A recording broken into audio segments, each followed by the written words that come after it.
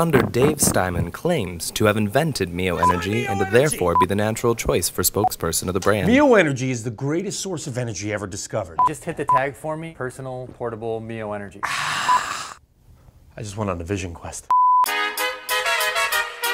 I'll say this, and now we're sort of getting down to a real specific topic. I'll say this. At the end of the day, I truly believe that fans are interested in interesting stories. This week, the interesting story, of course, is John Jones and Rashad Evans. Of course, we've been talking about testosterone. We've been talking about drugs. You know, we bring up issues, but often when we try to get down to the nitty-gritty stuff, they actually don't really like it. Does that mean we shouldn't be covering it? Absolutely not. But the bottom line is that I think while the MMA media is to blame for a lot of their unprofessional tactics and not just, you know, doing things the right way like someone who is, you know, covering the White House or even the NBA and NFL do, at the end of the day, I think a lot of fingers are pointed our way while we're trying to progress, while we're trying to evolve like Ben Askren, and no one really points the fingers at the other people. No one points the fingers at the managers and the fighters who don't want to talk openly, who don't want to give us that kind of information because they're afraid to ruin their standing with their organization. So it's easy to say that we have no balls, that we're afraid of losing our credentials, but at the end of the day,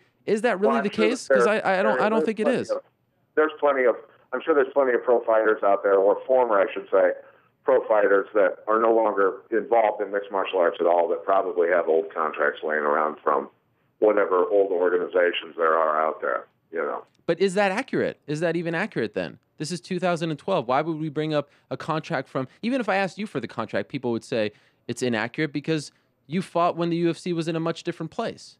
So is a current fighter or manager really going to give me his contract when we're talking about this specific detail?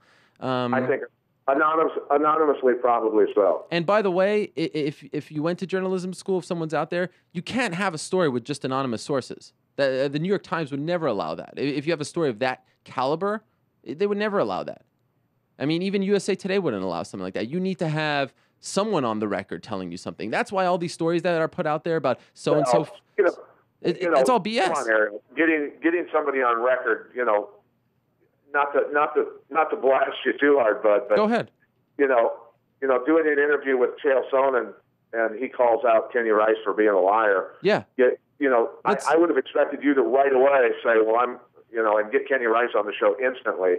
You want to talk? Let's talk about that, Pat. Kenny Rice went on Morrow's show and never mentioned me by name, but essentially called me a hack for running that. Well, go back, and he said I never even asked a follow-up. Go back, I believe it was the 3-minute mark of that interview, and I did ask him why. I did ask him, what's your beef with Kenny Rice?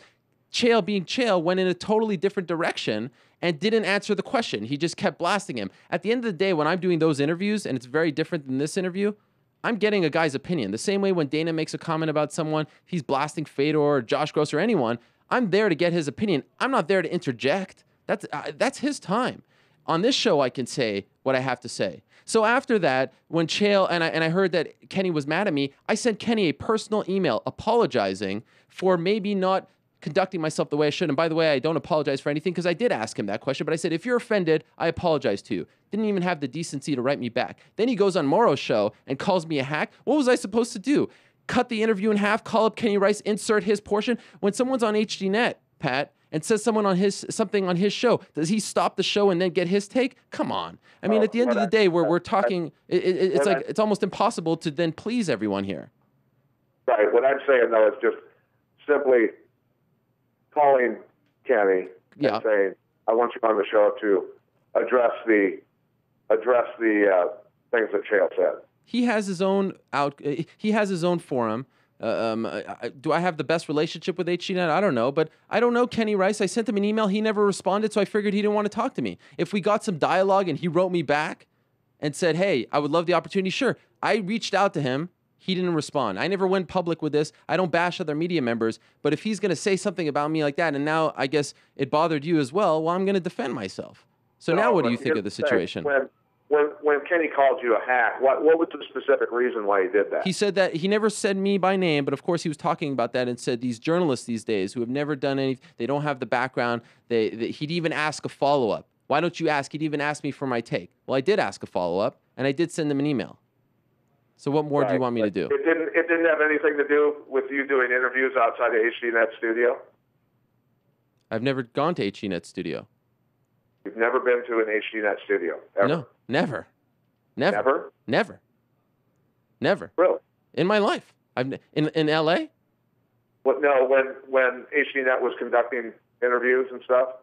Never. There's something going on with that?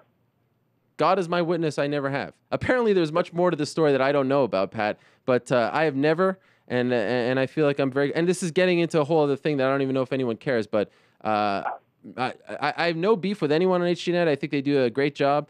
I don't watch the show because I don't get it in New York. We don't get it on my cable system, but I have no beef with Kenny or Boss, of course, Ron Kruk, all those guys. I have a lot of respect for them. Here's one thing, and I'm not doing this because I don't like you. I actually like you a lot. Yeah. But Kenny has been a good friend of mine for a long time, and he's one of the kindest guys I've ever met. Number one, he is a professional broadcaster. Works for NBC and does a lot of other big things. In horse racing and a lot of other sports, boxing. So he's number one. He's a professional guy, and two, he's one of the nicest, most honest people I've ever met in my life. Yeah. So when he got beat up over that whole thing, yes, did I take it personal? But who said what? Chael said it about him, not me. Sure. Shouldn't they be mad at Chael? Why are they mad at me? Chael said it, not me. Because a lot of media people, when somebody bashes a person, they will instantly make sure they get the other side of the story and address it. Really, with all due respect, leading up to UFC on Fox 2, are we really going to make a big deal about Chael, who has sort of created this sort of persona, rip it? I didn't even know if he was being serious or not. He ripped him. It was a small portion of the interview. I asked him why. He didn't want to answer it, and I moved on. If I'm going to ask everyone for a follow-up in an interview that they do in the pre-fight interviews, I mean, I'll never get anywhere.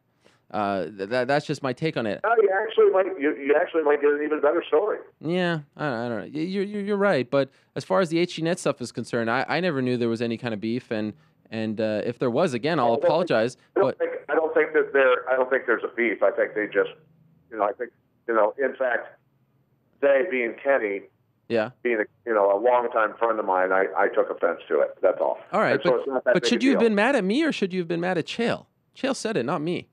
Oh well, you know what? Chael is Chael. Oh, okay. I take Chael the way he is. He's trying to sell tickets and being a showman. Right. But you can, in my mind, and many other media people's mind, it was something worthy of at least talking to Kenny and getting his words on it. Well, again, I emailed him, and I'll show it to you. He never wrote back. And that was before all this blew up. It was maybe, I saw Ron Kruk at the fight 2 days later, Saturday night, and I emailed Kenny that night. So that was, before any of this could have blown up, and he didn't write me back. So, Right. Well, hey, don't worry about it. All right, I won't worry about it. Pat, we've taken up too much of your time. I wish we could talk for an hour about this. I really enjoyed it. I think the people did as well.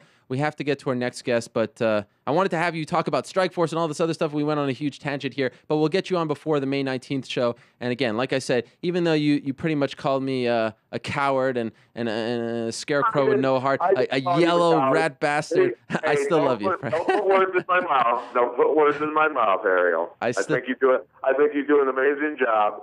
Number one. But yes, hey, I'm never politically correct, Ariel. You know that. I love it. And we'll have you on before the May 19th show. Continue the great work that you do on ESPN and Showtime. All right, brother. All right, there he is, Pat Miletich, joining us for a fascinating conversation about MMA media. In a second, we will be joined by Frank Trigg. Eric is telling me that he's not on Skype right now. Is that the issue?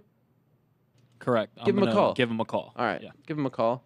We've been trying to.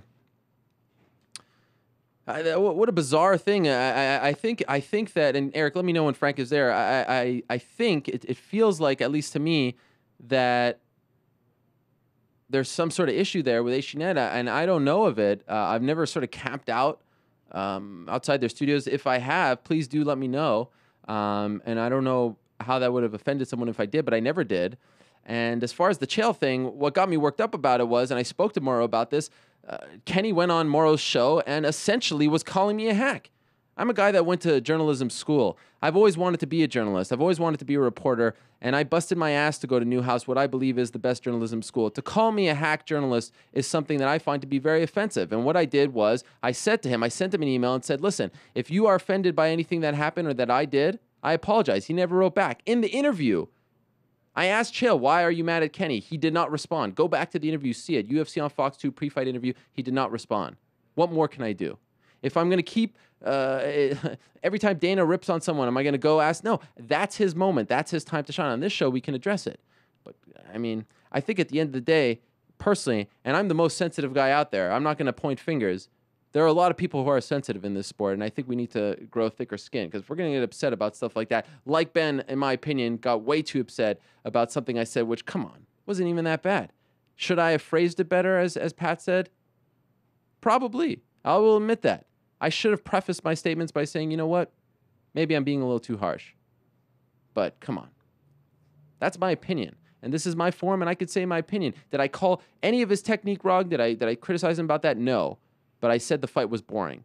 And I didn't say he was boring as a fighter. I said the fight was boring. Much like Adam Sandler's last movie was boring, but I still love the guy. Still have Ben on the show, and we'll still have Ben on the show in the future.